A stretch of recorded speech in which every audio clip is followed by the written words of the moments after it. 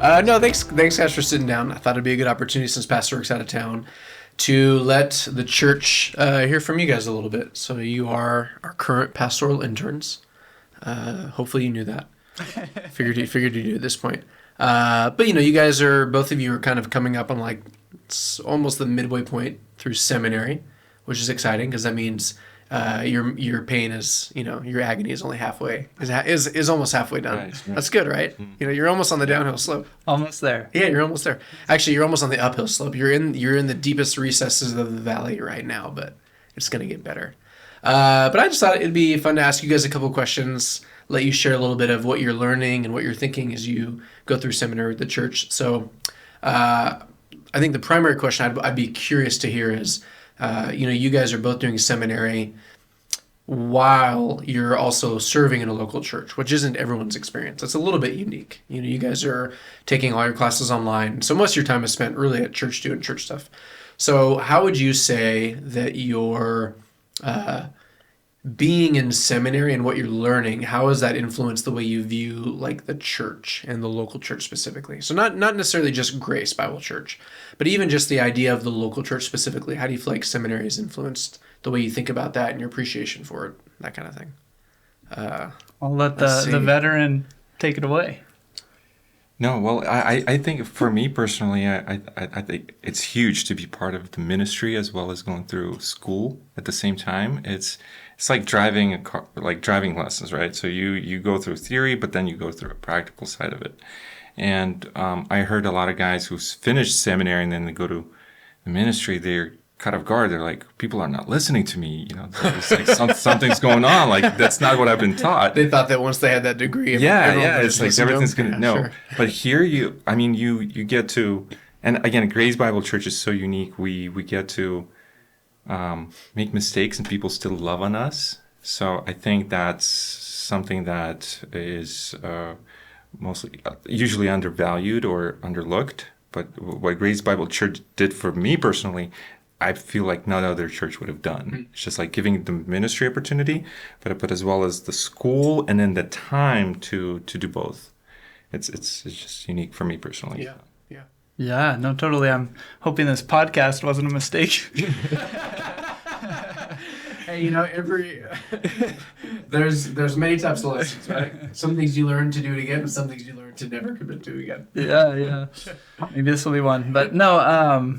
Yeah, kind of like what Art was saying. I think it's cool to go through seminary. You're learning all this stuff about the church. You're learning about, okay, you want to be a pastor? Here's what you need to know. Here's what a pastor is supposed to do. Every day getting to be around Pastor Rick, getting to be around you, Paul. It's just been cool to see you guys actually living it out. Mm-hmm. So we're not just getting all this head knowledge thinking, oh yeah, this is what the pastor is like. And then we get there and it's like, you have all this book knowledge, but you're actually interacting with people. So getting both of those facets of learning has been such a blessing. So And TMS Mentor Model Program. Sign up. Oh, nice plug. Just to clarify, we did not receive any sort of remuneration for that ad. That was solely at the behest of the intern, Lucas Bussey. Yeah, also what I wanted to highlight is like we're not on our own just studying. Pastor Rick is in our lives. You're in our lives. You guys are checking in on us, making sure our families function well, like we're loving on our wives and our kids. And Pastor Rick meets with us on a weekly basis, and that's huge. We get to not only just hear, but ask questions, and that's a huge blessing to have you guys in our lives. So it's not something that is just theory. It's practice. Right, like I think I'm learning a lot in seminary, and then we meet up with Pastor Rick and realize how little we have learned. Right. I definitely think that one of my takeaways from seminary was how I was struck by how little I know. Because you guys are experiencing it. You go through seminary so fast, and there's so much information.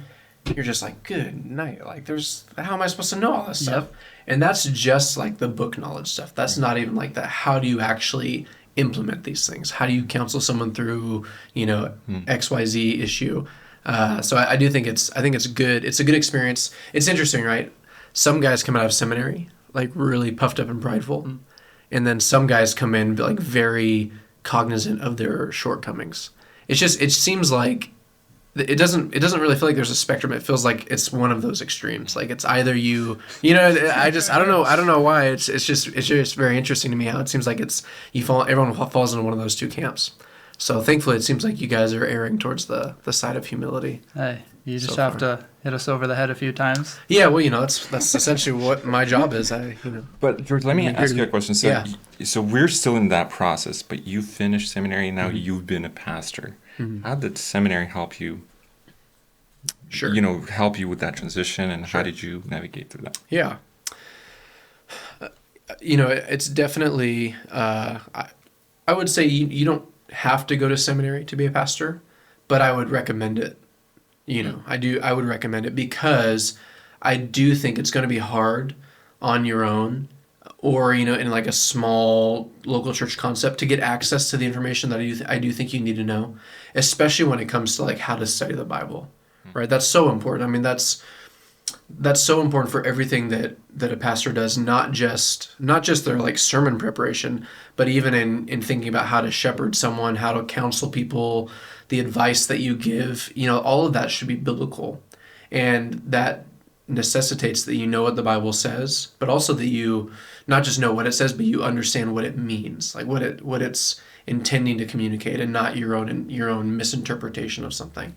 So I think the biggest thing was just really, really grappling with, or being able to grapple with what the Bible says and draw the correct interpretation of it so that you can apply it.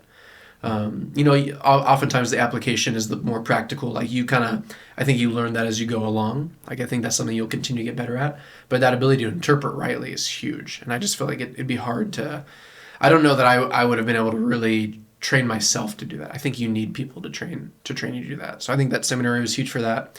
Seminary for me on a personal level was really huge and helpful because I do think it humbled me. I think I went into seminary more prideful and I came out less prideful. not prideful. Just less prideful. Which I'm really thankful for. It was a humbling experience for me in many ways, and so I think that helped too, because I do think that you look around, you just look at like the evangelical landscape and you see all these pastors falling into sin and exhibiting clear evidences of pride. It's just I think it's an easy thing for a pastor to fall into, especially at a church where the people love you, right? I think it can be easy to like start to believe your own myth and get puffed up and start to think, man, I am a blessing to this church. Yeah, I am and so I think it's really good to just remember that humbling experience, and it's good for you guys to go through it as well. Yeah. To just guard yourselves from what I think is always an ever-present temptation, I think, for a pastor. Because, Satan would love nothing more than for us to become prideful and have that become a stumbling block in our ministries and to our people. It was very helpful in a number of ways. I'll also say, though, I also served in a church while in seminary, but it was a church that was 6,000 people. So I don't think it was a very realistic experience. So I also feel like I had a little bit of that shock factor when I came here to Grace, because it was such a different church context because of the size and just all the things that come along with it. With that, we're like a more normal kind of medium to large size church, coming from a mega church. Really, it was a little bit of a shock. So I think you guys you'll have the benefit of having done your training here in this context. So it's, I think, a more realistic experience of what churches are like. Yeah, and yeah. Can I piggyback of? Art took a question. I'm going to ask a question. Like, what advice would you give? I know there's a good amount of young guys, even at Grace Bible Church. Sure. I'm sure some of them are wrestling through, okay, I have this strong desire to know Christ more and more. I'm also wrestling through, some have a new career they're pursuing. Some are already in a solid job, but they're like, I'm really interested in seminary. Sure. How are you going to help a young man think through that? How did you personally come to that decision? I'm going to seminary, and just kind of what are some questions they'll have to face up with? Yeah. I would say I'm not sure that not all the aspects of my personal experience are probably helpful. Okay. I probably would not counsel someone to go about it the way that I did, because I did a little bit of like mystical is probably not the right word, but it was a little bit of like almost like a Gideon's fleece kind of thing. Like, all right, I'm going to apply to this place, and if I get in, that's the sign in the sky that you want me to go there. And if I don't, then I'm not. Then I'll do something else. Which again goes back to I didn't know how to interpret the Bible yet, so learn that later. But I do think there's a couple things. I think if you have that internal desire, you shouldn't ignore it. You shouldn't ignore it. You shouldn't squash it and say, no way, that's not for me, it's too late. You should at the very least entertain it. At the same time, I would say don't make too much of it, right? Because I don't know how many times, even in the past year, where I've dreamed of being an NBA basketball player. Doesn't mean that I should go out and pursue that, right? It's just we all have different things that we love and enjoy, and we could imagine doing that would be really awesome in a number of ways. And that doesn't necessarily mean that that's God's will for our life. So I wouldn't make little of it. I wouldn't make too much of it. I think I'd be really patient and I'd be really prayerful.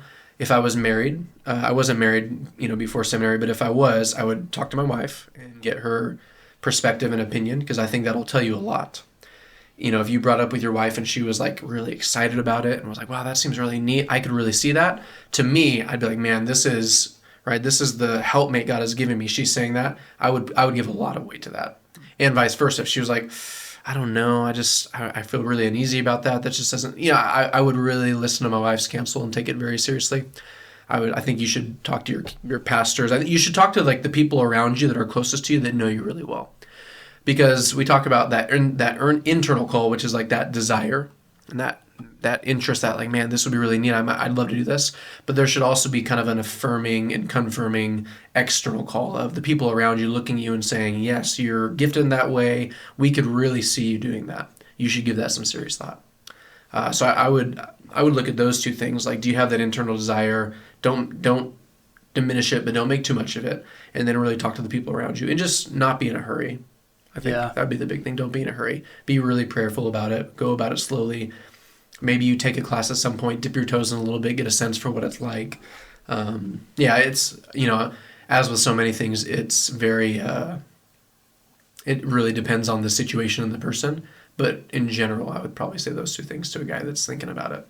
Yeah. So, which there are guys in our church where you guys and we've had those conversations with them, which is exciting. I think that you guys are thinking about it. And I also think it's also good to remember that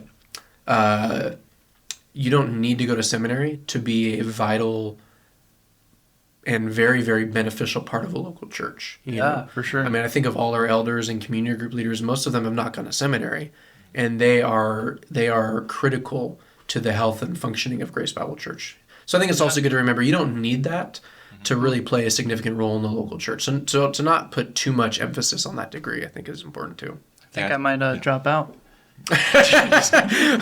You're not allowed to. Yeah, I think there's that misconception where you go to seminary and it's going to fix everything. It's going to fix all your problems, meaning like your understanding and stuff. But no, it's hard work. You got to put in your time. You got to study the languages and whatever that may be. But you got to put in a lot of your time. Yeah.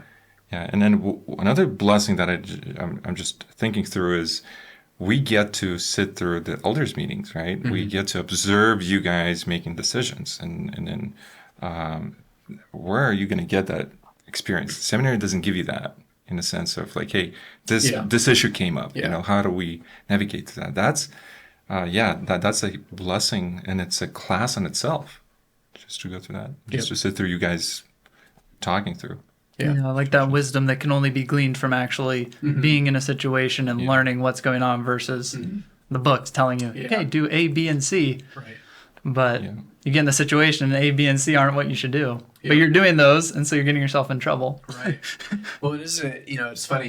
I think it's those kind of experiences where you realize a degree does not equal wisdom. You know what I mean? Like if you guys really wanted counsel, you wouldn't go to one of your buddies online that's in seminary and be like, hey man, you're in seminary, you probably know what to do. You'd probably go to like just a member of your church that's older and wiser, doesn't have a seminary degree, but has just been a Christian for a long time. You would ask them for advice. So I think it just shows how just that long walk with the Lord is so vital, and it's just a good reminder that it just makes me grateful for our church and all the wisdom that we have here, for men who, Yeah, they just have done ministry their whole lives, not quote unquote formally, but just because they love the church, which I think is really neat. So, maybe one last question for me for you guys. How would you? And you guys kind of do this when you do your intern updates, but if you could just speak to the congregation, what would be like your biggest prayer request as you go through seminary and your internship? How could our church be praying for you? How could we be supporting you? Like, what would that look like? What would you guys want prayer for specifically? Since Art answered first last time, I'll make Luke go first this time. Nice. You look ready. Hey, do my best. No, biggest prayer request. Thanks for asking. I think I'm going to make it a few prayer requests. Okay, that's fair. That's fair. That's fair. That's fair. One is just for the mental endurance to keep learning the languages. I know you've counseled me. Pastor Rick has given advice, and so many guys just. It's easy to want to start studying a unique topic that's really interesting, and those are good, but to give time to Greek and Hebrew as we can, because in the long run, that is what could help you best as you study, preach, teach. So I'd say endurance to dive into the languages. It's really easy to just put them on the back burner, pass the class, but really that'll all be, and I'm sure Art would have this prayer too, that we'll learn it and be able to then give back to the youth group, to anyone we meet up with. So I would say a prayer for commitment to the languages. And then another one I think in seminary would just be prayers for wisdom. It's one thing to be gaining all this knowledge and to know, okay, I know exactly what my view is on Romans chapter 11 and the olive tree or whatever. But if I'm not actually helping students know Christ more, or if I'm not giving enough time to Abby or Evie, like what good does it do to have all this Bible knowledge but not have love? So I would say for balance on loving family well, loving the church well, but also loving the fact that I get to study in seminary. Yeah. So balancing priorities. You almost, it sounded that was very Pauline of you to say that. I'll take it. That was good. Yeah, that was good. Yeah, that was really good. Yeah, same for what Luke has just spoke on. I think for me, it's also time management. It's we have the time, but it's just to put in our effort in doing it well. For example, spending time with family, with my wife Alisa, with the kids, and then the church ministry stuff, and then the school. Is just managing time. For me personally, and enjoy the process. It just as this is a unique opportunity in our lives, just to enjoy it. If we can ask you one closing question, do you have one on mind? Go ahead. No? I was just thinking if you biggest takeaways for you from seminary, if you think you haven't covered something that you wanted to, something you liked about seminary, something that. If someone's like, I don't think I would need to go to seminary, but they wanted to, I don't know. Or maybe you have a fun fact about seminary. As you can tell, my question was very vague. For real. Probably what I would say is, at the end of the day, I appreciated my seminary experience. Most of your growth as a Christian happens in the context of a local church and other Christians. I think the perception is like you go to seminary to learn. I don't know that that seminary itself prepares you for ministry. I really think that being in a church and seeing the example of other people doing ministry and being invested in by people who are ministers, and I think that's what prepares you. That's what grows you as a Christian. And, I say that somewhat self-servingly because I think it goes back to this emphasis on discipleship that our church is really trying to promote. Because genuinely, I think that's just where you grow a lot. I mean, if you asked my wife, where have you seen your husband grow the most, she would not say seminary. She would probably say since we moved up here over the last 6 years. And I think that's because I'm now in an environment where I'm being invested in by older, wiser men more consistently. And again, not that wasn't happening at all. It was just such a unique context down in LA, and everybody's lives were so busy. There wasn't a lot of opportunity for that, like there is up here. But also, getting to not just be invested in, but also just to watch and imitate. and you think of all the times that Paul says, imitate me as I imitate Christ, like we are to look at our spiritual mentors and those who are ahead of us, and they're meant to be examples for us. And I think it's just a good reminder for people, like if you're in a good church, you're in a good place. Like that's the way God grows his people.